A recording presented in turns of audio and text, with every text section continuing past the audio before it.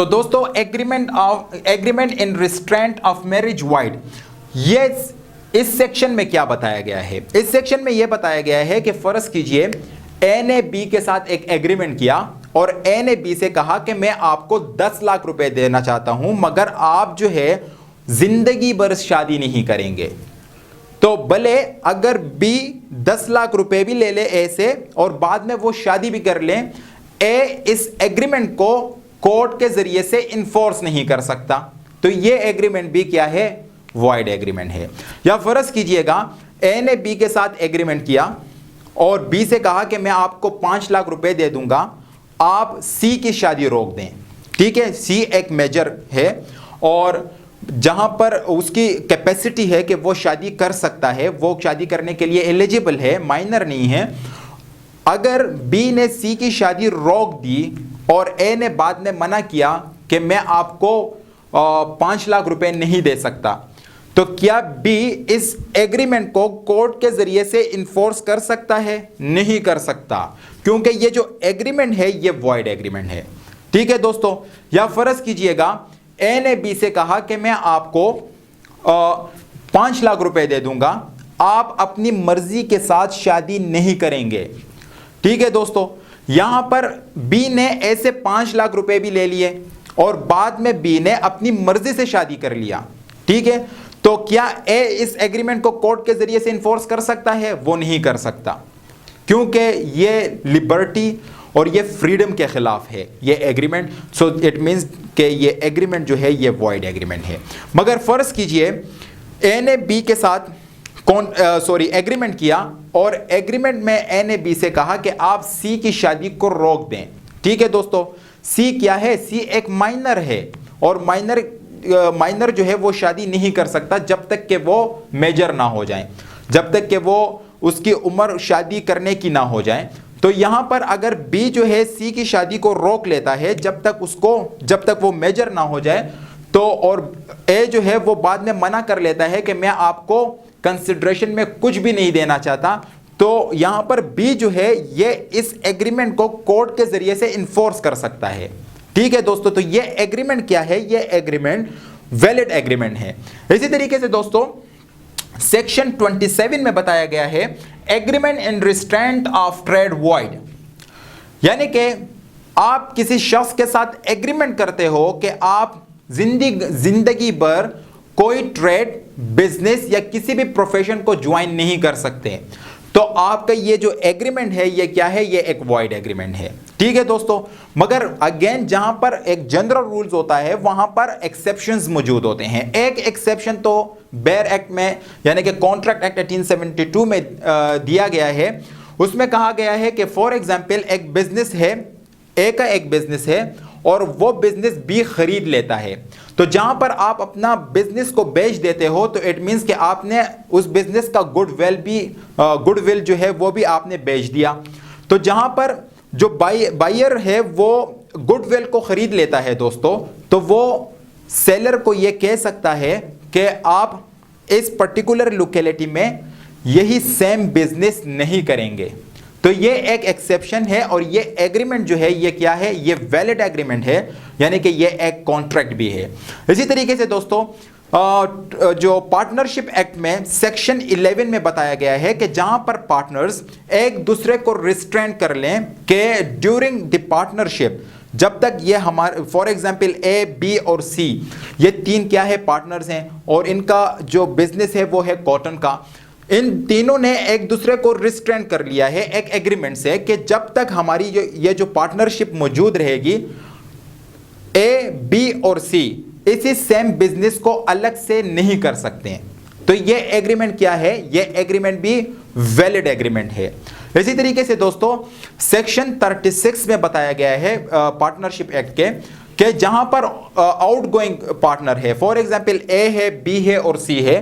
अब सी क्या करता है कि वो पार्टनरशिप को छोड़ना चाहता है और वो जाना चाहता है, तो ये जो ए और बी सी के साथ एग्रीमेंट कर सकता है कि ठीक है आप तो यहां से जाना चाहते हो, मगर आप यहां इस पर्टिकुलर लोकेलिटी में जहां पर ए और बी का बिजनेस चल रहा है, उनका पार्टनरशिप चल रहा है, आप इस पर्टिकुलर लोकेलिटी में बिजनेस नहीं करेंगे तो ये एग्रीमेंट क्या है, यही सेम बिजनेस नहीं करेंगे। दूसरा बिजनेस तो वो कर सकते, फॉर एग्जांपल ये कॉटन का बिजनेस है, वो किसी दूसरे फॉर एग्जांपल वो ऑयल का बिजनेस कर सकता है इसी तरीके, मगर वो कॉटन का बिजनेस नहीं करेंगे। ठीक है दोस्तों, तो ये एग्रीमेंट भी क्या है, ये भी एक एक्सेप्शन है सेक्शन 27 का।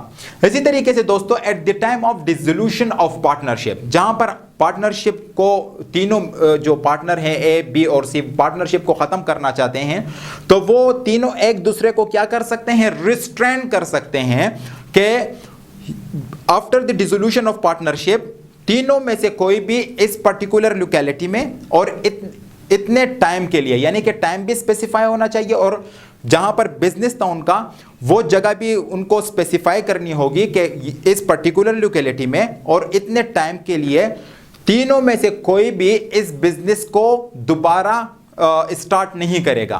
तो ये एग्रीमेंट भी एक एक्सेप्शन है किसका, सेक्शन 27 का। तो अब हम डिस्कस करेंगे दोस्तों सेक्शन 28 को, जिसमें कहा गया है agreement in restraint of legal proceeding void, जहां पर आप या एक शख्स दूसरे शख्स को रोक लेता है कि वो लीगल प्रोसीडिंग नहीं कर सकता, यानी कि कानूनी कार्रवाई नहीं कर सकता, तो वो एग्रीमेंट क्या बन जाते हैं, वो एग्रीमेंट होते हैं वॉइड एग्रीमेंट। फर्ज कीजिए ए ने बी के साथ एग्रीमेंट किया और ए ने बी को कहा कि वो 4 साल तक बी को हर महीने कॉटन जो है सप्लाई करेगा, और जैसे ही ए बी को कॉटन सप्लाई करेगा यानी कि 100 बैल्स ऑफ कॉटन, और बी उसके बदले में 50,000 रुपए देगा। ठीक है दोस्तों, मगर इसी एग्रीमेंट में वो दोनों मिलकर एक क्लॉज इंसर्ट कर देते हैं, और वो क्लॉज ये है कि अगर दोनों में से किसी ने भी इस कॉन्ट्रैक्ट को ब्रीच कर लिया तो जो एग्रीव पार्टी है वो कोर्ट के जरिए से इस एग्रीमेंट को इन्फोर्स नहीं कर सकती।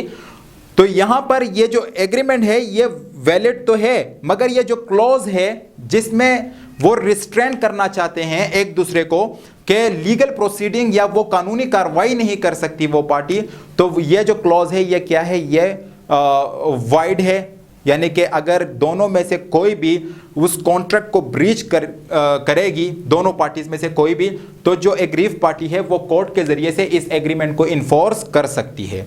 इसी तरीके से दोस्तों जहां पर जनरल रूल्स है वहां पर एक्सेप्शंस मौजूद होते हैं। फॉर एग्जाम्पल ए ने, यही एग्जाम्पल है कि ए ने बी के साथ एग्रीमेंट किया और एग्रीमेंट में ए ने कहा कि मैं आपको 4 साल के लिए हर महीने 100 बेल्स ऑफ कॉटन प्रोवाइड करूंगा दोस्तों, और जैसे ही मैं आपको कॉटन प्रोवाइड करूंगा आप जो है मुझे बदले में कंसिडरेशन में आप उसी वक्त 50,000 रुपए देंगे। ठीक है दोस्तों, मगर इसी एग्रीमेंट में वो एक क्लॉज इंसर्ट कर देते हैं कि एट द टाइम के फ्यूचर में अगर दोनों पार्टीज में से अगर इन दोनों पार्टी में कोई भी डिस्प्यूट अराइज हो जाए तो उस डिस्प्यूट को रिफर किया जाएगा आर्बिट्रेटर्स के पास, यानी कि सालिस के पास। ठीक है, तो यहां पर ये जो क्लॉज है ये वैलिड है और एग्रीमेंट भी वैलिड है, यानी कि ये जो एग्रीमेंट है ये कॉन्ट्रैक्ट भी है। ठीक है दोस्तों, तो ये क्लॉज जो है ये क्या है, ये एक वैलिड क्लॉज है, यानी कि अगर बाद में कॉन्ट्रैक्ट में कुछ मसला आ जाए और वो जो एग्रीव पार्टी है वो कोर्ट जाना चाहती है, तो जो दूसरी पार्टी है वो उसको रोक सकती है। ठीक है दोस्तों, कि आप कोर्ट ना जाएं। हमने इस एग्रीमेंट में हमने कहा था या हमने तहरीरी तौर पर यह बात लिख दी है कि at the time of any dispute the dispute shall be referred to arbitrators. तो सबसे पहले हम इस डिस्प्यूट को रेफर करेंगे आर्बिट्रेटर्स के पास, और आर्बिट्रेटर्स ने जो फैसला दिया वो हमें कबूल होगा। ठीक है दोस्तों, तो इसी तरीके से दूसरा एक्सेप्शन है saving of contract to refer questions that have already arisen. For example दो फरीकैन है, उनके दरमियान कोई ऐसा डिस्प्यूट है और वो दोनों एग्रीमेंट करते हैं कि हम अपने इस डिस्प्यूट को रेफर करेंगे आर्बिट्रेटर्स के पास, यानी कि यहां पर फ्यूचर डिस्प्यूट की बात हो रही है। ठीक है, और यहां पर डिस्प्यूट ऑलरेडी इन एग्जिस्टेंस है, यानी कि डिस्प्यूट मौजूद है और दोनों बाद में एग्रीमेंट करते हैं कि ठीक है डिस्प्यूट है, हम इस डिस्प्यूट को रेफर करेंगे किसके पास, आर्बिट्रेटर के पास। दोनों ने एग्रीमेंट कर लिया, ठीक है दोस्तों। तो ये जो एग्रीमेंट है ये भी क्या है, ये भी एक एक्सेप्शन है, वैलिड एग्रीमेंट है, एक्सेप्शन है सेक्शन 28 का। इसी तरीके से दोस्तों सेक्शन 29 में बताया गया है एग्रीमेंट वॉइड फॉर अनसर्टेनिटी, जहां पर एग्रीमेंट जो है वो अनसर्टेन एग्रीमेंट है। फॉर एग्जाम्पल मैंने आपको ऑफर दिया कि क्या आप मेरा घर 30, 40, 50 लाख का खरीदना चाहते हो। अब यहां पर क्या है, ये क्या है ये, और आपने कह दिया कि जी सर मैं आपका घर खरीदना चाहता हूं, ठीक है, मगर यहां पर सर्टेनिटी नहीं है। सर्टेनिटी क्यों नहीं है? मैं अपना घर 30 का बेचना चाहता हूं, 40 का बेचना चाहता हूं या 50 का बेचना चाहता हूं, ठीक है। तो जहां पर सर्टेनिटी नहीं है तो वहां पर अक्सर डिस्प्यूट अराइज हो जाते हैं। तो डिस्प्यूट से बचने के लिए इस एग्रीमेंट को भी वॉइड डिक्लेयर कर दिया गया है। इसी तरीके से दोस्तों ए बी के साथ एग्रीमेंट करता है और बी को कहता है कि आप मुझे 1000 लीटर ऑयल सप्लाई करेंगे और मैं आपको फॉर एग्जाम्पल 10 लाख रुपए दे दूंगा, ठीक है दोस्तों। अब यहां पर बी जो है वो कौन सा ऑयल सप्लाई करेगा, ए को, वो क्रूड ऑयल सप्लाई करेगा, वो केरोसिन ऑयल सप्लाई करेगा, वो कोई सोयाबीन ऑयल सप्लाई करेगा, कौन सा ऑयल सप्लाई करेगा। तो एग्रीमेंट में क्या है, अनसर्टेनिटी है, तो एग्रीमेंट क्या है, वॉइड है। मगर फर्ज कीजिए